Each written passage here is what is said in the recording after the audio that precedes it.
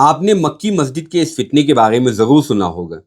گاؤں ہے، شہر ہے، دیہات، اللہ پاک نے حضور صلی اللہ علیہ وسلم کو مجھے خلافت دی ہے اور بادشاہت بھی دی ہے۔ کس کو دی ہے؟ یہ شخص جس کا نام عبدالرشید بتایا جا رہا ہے، یہ دعویٰ کر رہا ہے کہ اللہ کے رسول صلی اللہ علیہ وسلم نے اسے خلافت بھی دی ہے اور بادشاہت بھی عطا کی ہے، اور جو اسے نہ مانے وہ کافر ہے۔ اور اس دعوے کی دلیل کیا ہے؟ صرف خواب۔ خیر، علماء نے اس کا تعاقب بھی کیا، اس فتنے کا رد کیا، اور بات یہاں تک پہنچی کہ اسے مجمع سے بھاگنا پڑا۔ لیکن جو ہوا سو ہوا۔ اصل عرض یہ کرنا ہے کہ کیا ہم اتنے کمزور ہو چکے ہیں کہ دنیا ہم پر مسلط ہے، ظلم و ستم کے پہاڑ ہم پر ٹوٹ رہے ہیں، معاشی اعتبار سے ہم پیچھے ہیں، علم سے دوری ہے، عزت کے بجائے حقارت کے نظروں سے دیکھے جا رہے ہیں، لیکن ان سب کے باوجود کیا ہم اتنے بے حس ہو چکے ہیں کہ صرف چند خوابوں کی بنیاد پر کسی کو بھی اپنا پیشوا ماننے کو تیار ہو جاتے ہیں؟ یہ شخص مکار تھا یا فریبی تھا، جاہل تھا یا ذہنی مریض تھا، مجھے نہیں معلوم، لیکن سوال یہ ہے کہ جو لوگ اس کی بات سن رہے ہیں، اس کو مان رہے ہیں، اس پر یقین بھی کر رہے ہیں، کیا ان کا ایمان بھی اتنا کمزور ہو گیا ہے کہ ختم نبوت کے اعلان کے بعد بھی اس قسم کے دعووں کے لیے دل میں جگہ بچی ہے؟ اب کوئی کہہ سکتا ہے کہ خواب تو نبوت کا 46واں حصہ ہے، اور نبی علیہ السلام کا خود اپنا فرمان ہے کہ من رآنی فی المنام فقد رآنی حقا، کہ جس نے مجھے خواب میں دیکھا اس نے حقیقتاً مجھے ہی دیکھا۔ تو پھر اگر کسی کو خواب میں نبی علیہ السلام کچھ بتا دے تو وہ بھی تو حق ہوگا۔ اس حدیث کو سمجھنے میں غلطی ہوتی ہے اور پھر اسی سے فتنہ جنم لیتا ہے۔ سب سے پہلے اس بنیادی بات کو سمجھ لیجیے، نبیوں کے خواب وحی کے درجے میں ہوتے ہیں، لیکن عام انسان کا خواب چاہے وہ نیک اور صالح کیوں نہ ہو، نبوت کا صرف ایک جز ہے، کل نہیں۔ یعنی عام بندے کا خواب وحی کا درجہ ہرگز حاصل نہیں کر سکتا۔ اسی لیے خواب سے کوئی چھوٹا سا فروعی مسئلہ بھی ثابت نہیں ہوتا، چاہے جائے کہ اس سے کوئی عقیدہ ثابت کیا جائے۔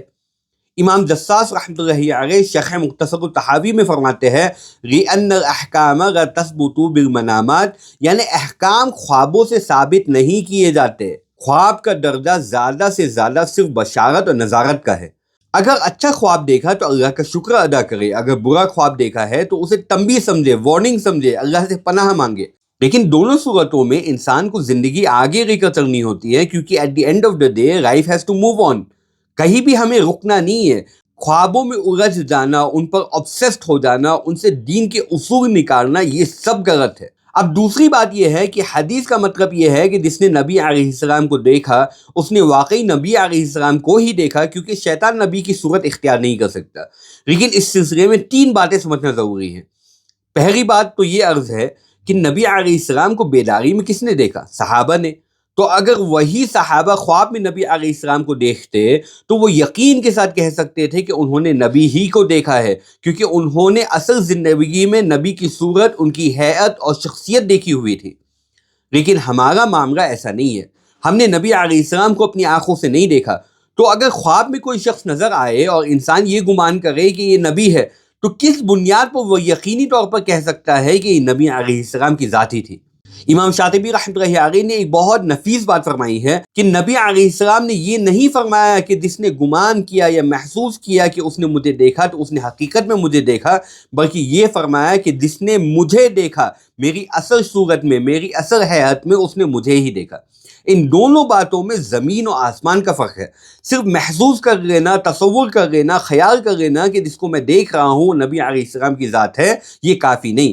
اس لیے کہ ہمارے خوابوں میں ہمارے خیالات، تجربات، نفس، وسوسے، حتیٰ کہ مزاج اور جسمانی کیفیت تک کا دخل ہوتا ہے۔ اس لیے صرف یہ احساس ہو جانا کہ میں نبی ہی کو دیکھ رہا ہوں، یہ اپنے آپ میں کافی نہیں۔ تیسری بات یہ ہے کہ شیطان نبی علیہ السلام کی اصل صورت اختیار تو نہیں کر سکتا، یہ حدیث سے ثابت ہے، لیکن کیا وہ دھوکہ، وسوسہ یا غلط تصور پیدا کر سکتا ہے؟ بالکل کر سکتا ہے۔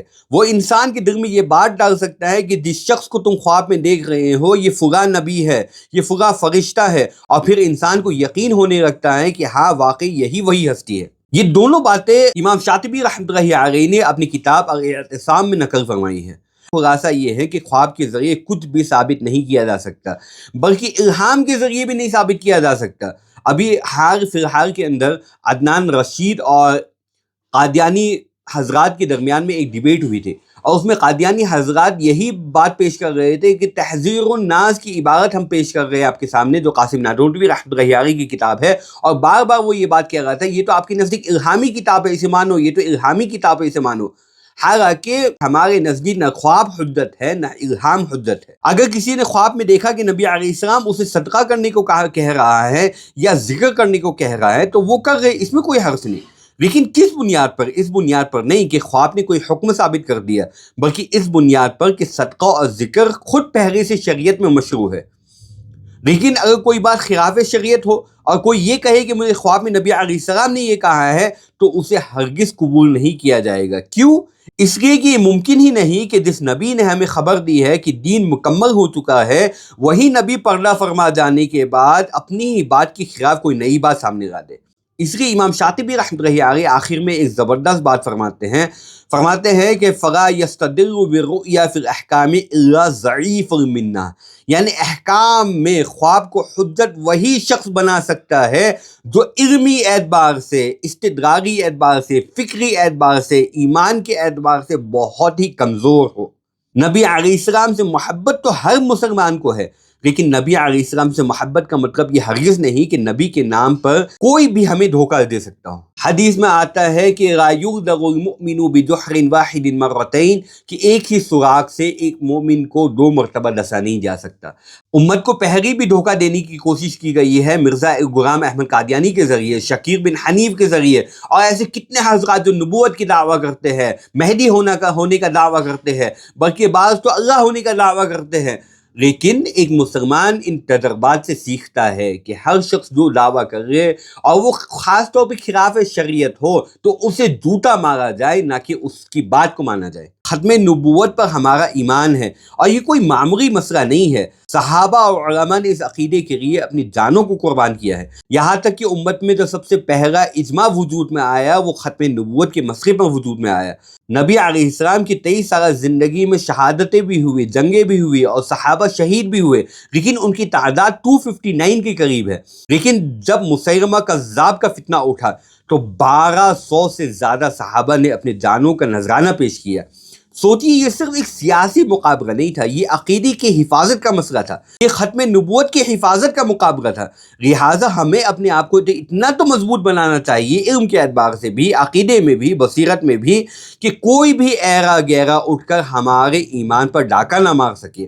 خواب دین میں حجت نہیں ہے، شریعت پوری ہو چکی ہے، اور نبی علیہ السلام کے بعد نہ کوئی نئی وحی آ سکتی ہے، نہ کوئی نئی نبوت ثابت کر سکتا ہے، نہ کوئی خواب کے ذریعے کوئی خلافت ثابت کر سکتا ہے۔